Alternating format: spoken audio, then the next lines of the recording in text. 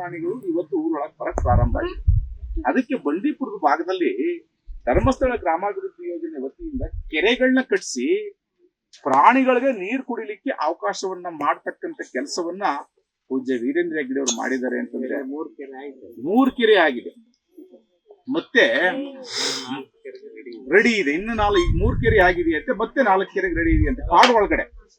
ಮತ್ತೆ ಮಳೆಗಾಲ ಬತ್ತಿದ್ದಾಗೇನೆ ಒಂದು ವೃಕ್ಷ ಯೋಜನೆ, ಗಿಡಗಳನ್ನ ಬೆಳೆಸ್ಲಿಕ್ಕೆ ಅಲ್ಲಿ ಹೋಗಿ ಬೀಜವನ್ನ ನೆಡಲಿಕ್ಕೆ ಬೀಜವನ್ನ ಉಂಡೆ ಮಾಡಿ ಕಾಡೊಳಗಡೆ ಇಟ್ಟು ಆ ಹಣ್ಣು ಬಿಡ್ತಕ್ಕಂಥ ಗಿಡಗಳನ್ನ ಕಾಡೊಳಗಡೆ ಇಟ್ಟು ಆ ಗಿಡಗಳನ್ನ ಬೆಳೆಸ್ಲಿ, ಆ ಪ್ರಾಣಿಗಳಿಗೆ ಆಹಾರ ಸಿಗ್ಲಿ ಅಂತಕ್ಕಂಥ ಒಂದು ಮಹತ್ತರವಾದ ಯೋಜನೆಯನ್ನ ಧರ್ಮಸ್ಥಳ ಗ್ರಾಮಾಭಿವೃದ್ಧಿ ಯೋಜನೆ ಮಾಡ್ತಾ ಇದೆ. ತುಂಬಾ ಪವಿತ್ರವಾದ ಕೆಲಸಗಳನ್ನ ಅವರು ಮಾಡ್ತಾ ಇದ್ದಾರೆ. ಕೆರೆ ಕಟ್ಟೆಗಳನ್ನ ಉಳಿಸಿ ಅಂತ ಸುಪ್ರೀಂ ಕೋರ್ಟ್ ಅಲ್ಲಿ, ದೇಶದ ಉಚ್ಚ ನ್ಯಾಯಾಲಯದಲ್ಲಿ ಒಂದು ಬೆಂಚೇ ಇದೆ ಇದಕ್ಕೋಸ್ಕರ, NGT ಅಂತ, ನ್ಯಾಷನಲ್ ಗ್ರೀನ್ ಟ್ರಿಬ್ಯುನಲ್ ಅಂತ. ಈ ಭಾಗದಲ್ಲಿ ತಿರುಗಾಡ್ತಿದ್ವಿ ನಾವು, ಕೆರೆನೇ ಕಾಣ್ತಿರ್ಲಿಲ್ಲ, ಎಲ್ಲ ಗಿಡ ಬೆಳ್ಕೊಂಡಿದ್ದಾರೆ. ಆದ್ರೆ ಇವತ್ತು ಅದನ್ನೆಲ್ಲ ತೆರವುಗೊಳಿಸಿ ತುಂಬಾ ಸುಂದರಗೊಳಿಸಿದ್ದಾರೆ.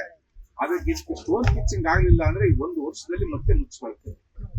ಅದಕ್ಕೆ ಆ ಕೆಲಸವನ್ನ ಮಾಡಿ ಪಂಚಾಯತಿ ಅವರು ಇಂತಹ ಹಲವಾರು ಕಾರ್ಯಕ್ರಮಗಳನ್ನ ಜನರಿಗೆ ತಲುಪಿಸ್ತಕ್ಕಂಥ ಕೆಲಸವನ್ನ ಯೋಚಿಸಿ ಕ್ಷೇತ್ರ ಧರ್ಮಸ್ಥಳ ಗ್ರಾಮಾಭಿವೃದ್ಧಿ ಹಾಗಾಗಿ ಕೆರೆಯನ್ನ ಪೂರ್ಣಗೊಳಿಸಿ ತೋರಿಸ್ತೀವಿ ನೋಡಿ. ಆ ಲೆವೆಲ್ಗಿತ್ತು ಕೆರೆ ಅಂತ, ಮಂದಿದೆಯಲ್ಲ ಆ ಲೆವೆಲ್ಗಿತ್ತು. ಇವತ್ತು ಈ ಮಟ್ಟಕ್ಕೆ ಅದನ್ನ ಸುಂದರಗೊಳಿಸಿ ಅದರಲ್ಲಿದ್ದಂಥ ಹೂಳನ್ನೆಲ್ಲ ಎತ್ತಿ ಮಾನ್ಯ ಅಧ್ಯಕ್ಷರಿಗೆ ಕೆರೆಯನ್ನ ಹಸ್ತಾಂತರ ಮಾಡಿ, ಕೆರೆಯನ್ನು ಹಸ್ತಾಂತರ ಆಯ್ತು. ಈಗ ಕೆರೆಯನ್ನು ಉಳಿಸ್ಕೊಳ್ತಕ್ಕಂಥ ಜವಾಬ್ದಾರಿ ಯಾರಿಗಿದೆ ಅಂತಂದ್ರೆ ಗ್ರಾಮ ಪಂಚಾಯತ್ ಅವರಿಗೆ.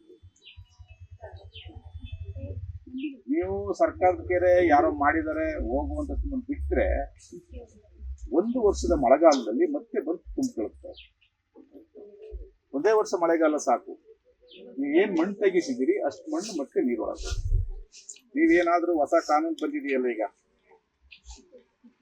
ರಾಮ್ಜಿ BPG ರಾಮ್ಜಿ ಅಂತ, ಅದನ್ನ ಬಳಸ್ಕೊಂಡು ಅದ್ ಹೆಂಗೆ ಕಾನೂನನ್ನ ಅದ್ ಹೆಂಗೆ ಬಳಸ್ತೀರೋ ಅದನ್ನ ಬಳಸ್ಕೊಂಡು ಇದಕ್ಕೆ ಒಂದು ಸ್ಟೋನ್ ಪಿಚ್ಚಿಂಗ್ ಮಾಡಿಸ್ತಾರೆ. ಸುತ್ತ ತುಂಬಾ ಬ್ಯೂಟಿಫುಲ್ ಆಯ್ತಾ. ಆಮೇಲೆ ಶಾಶ್ವತವಾಗಿ ಕೆರೆಯಾಗಿ ಉಳ್ತದೆ. ಆ ಕೆಲಸವನ್ನ ಮಾಡಿ ಈ ಭಾಗದ ಜನರಿಗೆ ಅನುಕೂಲ ಮಾಡಿಕೊಡ್ಬೇಕು ಅಂತ ಅಲ್ಲ, ಎಲ್ಲದ್ರಿಂದನೂ ಉಪಯೋಗ ಇದೆ. ಒಂದೊಂದು ಅದ್ರ ಗರಿ ಕೂಡ ನಾವು ಕಸ ಕೊಟ್ಟೆ ಆಗಿ ಮಾಡ್ಕೋತೀವಿ. ಅದೇ ತರ ಕಲ್ಪವೃಕ್ಷ ಎಷ್ಟು ಎಲ್ಲದ್ರಲ್ಲೂ ಉಪಯೋಗ ಇದೆ. ಆ ತರ ನಮ್ಮ ಧರ್ಮಸ್ಥಳ ಮತ್ತೆ ಅದನ್ನ ನಡೆಸ್ತಾ ಇರೋ ನಮ್ಮ ಹೆಗ್ಡೆಯವರು ಮತ್ತೆ ಅಮ್ಮ ಅವರು ಯಾಕೆ ಹೇಳ್ತೀವಿ ಅಂತಂದ್ರೆ, ಪ್ರತಿಯೊಂದು ಅವರು ಆಡು ಮುಟ್ಟದ ಸೊಪ್ಪಿಲ್ಲ ಅಂತ ಗಾದೆ ಹೇಳ್ತಾರೆ.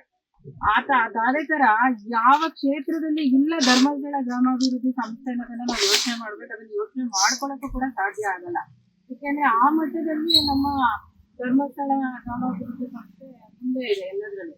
ನಾನು ಲಾಸ್ಟ್ ಟೈಮ್ ಕೂಡ ಮಾತಾಡಿದ್ದೀನಿ, ನೀವು ಯಾರು ಇದಿಲ್ಲ. ಅವಾಗ ನಮ್ಮ ಕೇಂದ್ರ ಸರ್ಕಾರ ಆಗಿರ್ಬೋದು, ರಾಜ್ಯ ಸರ್ಕಾರ ಆಗಿರ್ಬೋದು, ಆ ಸರ್ಕಾರಗಳು ಕೂಡ ಮಾಡದೇ ಇರೋಂತ ಕೆಲಸಗಳನ್ನ ಕೆಲವು ನಮ್ಮ ಗ್ರಾಮಾಭಿವೃದ್ಧಿ ಸಂಸ್ಥೆ, ಧರ್ಮಸ್ಥಳ ಗ್ರಾಮಾಭಿವೃದ್ಧಿ ಸಂಸ್ಥೆ ಮಾಡಿದೆ.